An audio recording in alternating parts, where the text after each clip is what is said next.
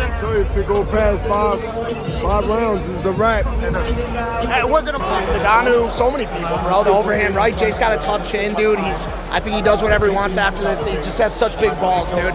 He had to keep moving. That was the only strategy. People are gonna say he ran around the ring. They don't know. They don't understand fucking boxing. You showed a ton of heart, right? Ton of heart. Just let me know your thoughts on Jake going 6 rounds with AJ. You know, the fact that he did that, it was good because you know we didn't think it was going to go 6 rounds. We thought it was going to go 2. So the fact that he made 6 rounds is an accomplishment for Jake Paul.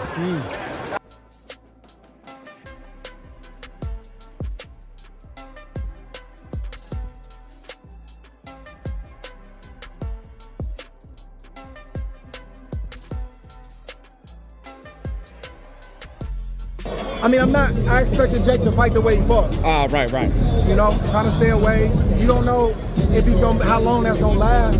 You know, Joshua has something to say about that. So you don't know, but I'm not shocked. I'm not surprised. Right. Were you, I don't know, impressed by anything Jake did? Maybe getting, I mean, he took a right hands the heavyweights have taken. And Yo.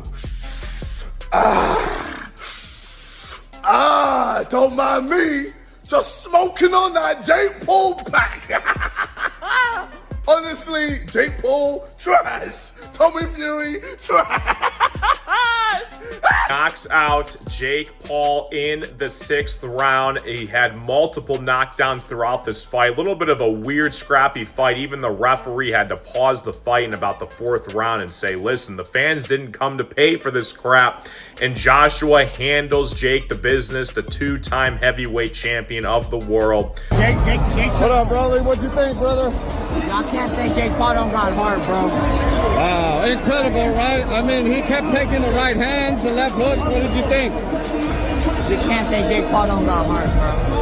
You got it. What's good, bro? You the old guy now. That's crazy. Hey, so what are you gonna do?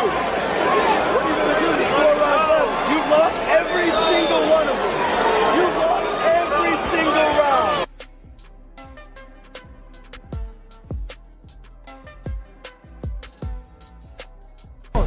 What was it?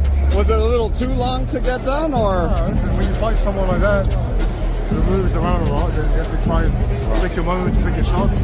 Yeah. That's what he did. So congratulations to Joshua. Man, and credit. Rugby tackling you, but he had to do what he had to do to survive, and he did that. So, you know, it's very difficult to go in like, you know,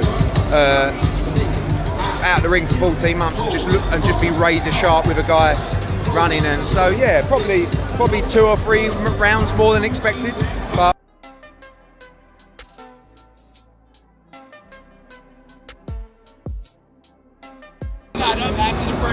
Nah, Jake is tough. He's tough. He's tough. And the first couple shots didn't land clean. The last one landed clean. Where did Jake go from here? Like he said, he need a rest. Take some time off.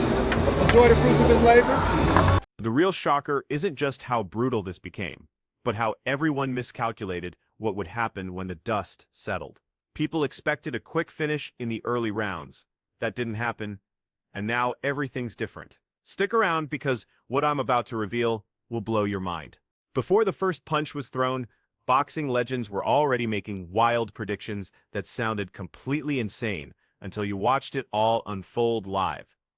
Some said Jake Paul would knock out AJ clean, others claimed AJ would destroy his career, and one of those camps got it terrifyingly wrong. Tyson Fury was the first to drop a bombshell that sent shockwaves through social media, boldly declaring that Jake Paul would knock Anthony Joshua unconscious. No questions asked, no maybes, he'd bet £1 million on it. That prediction completely changed the conversation. Fury's certainty wasn't random either. Just wait until you discover what Fury noticed that everyone else missed. Fury didn't stop at supporting Jake, though.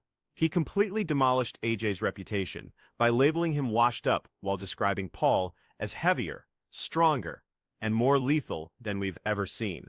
That's mental warfare at its finest.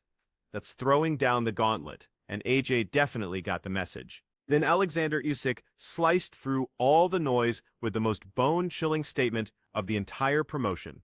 If Anthony Joshua chooses to, he will eliminate this man. Not defeat him, not outclass him.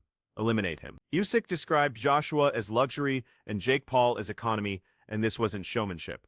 This was a genuine threat. One wrong move destroys everything. One perfect connection finishes careers forever. This is exactly why people were legitimately terrified of what might happen. Deontay Wilder didn't just choose Joshua to win. He suggested the whole situation felt manufactured, and that comment alone rattled everyone involved in the event. Different leagues, different fame levels, different bank accounts. That's how you create artificial danger. Wilder emphasized this marked the first time Jake Paul faced a current elite professional fighter, not aging superstars well past their peak. The games were over now, the entertainment was finished. Reality was about to hit hard. David Haye painted an even more disturbing picture, warning that Joshua might inflict terrible and permanent harm, the type that lingers long after the money gets deposited.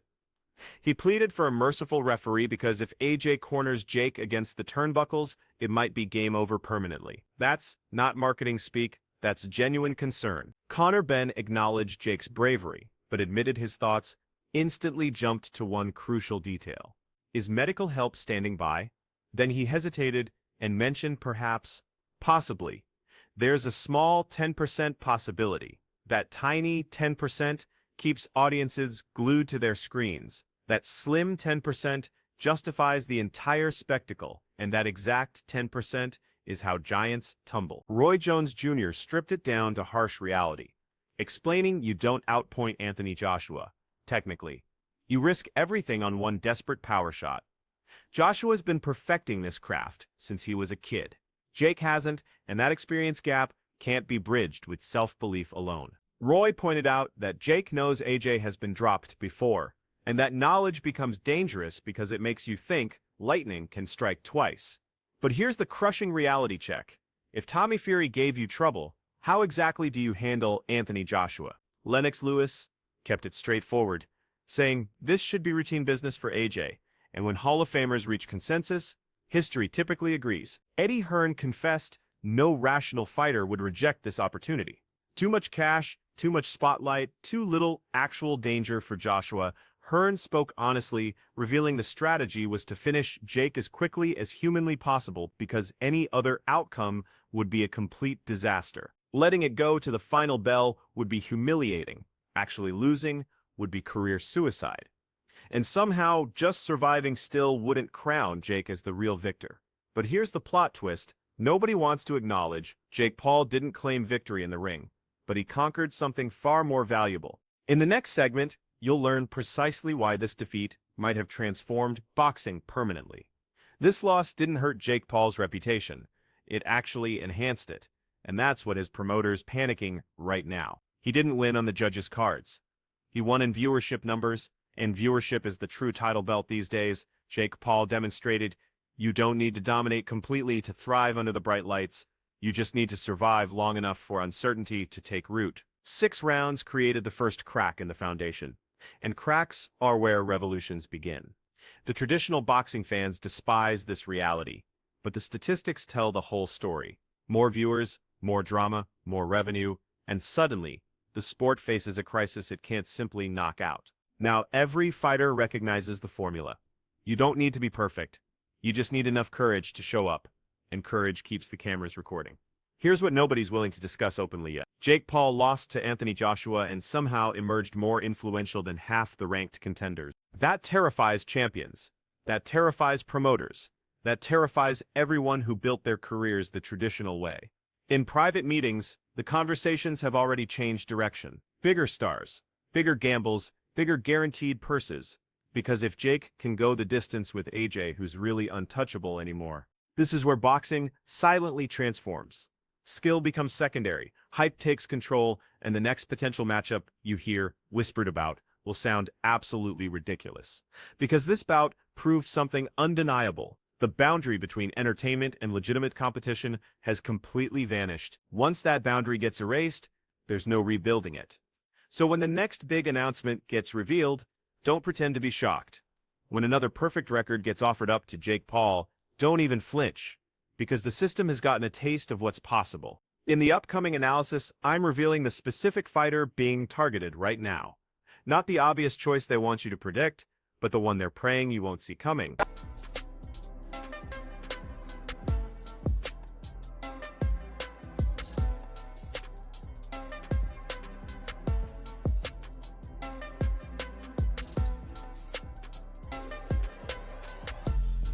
I mean, I expected Jake to fight the way he fought. Right. You know, trying to stay away. You don't know if how long that's gonna last. You know, Joshua has something to say about that. So you don't know, but I'm not shocked. I'm not surprised. Right. Were you, I don't know, impressed by anything Jake did? Maybe getting, I mean, he took a right hand the heavyweights have taken and.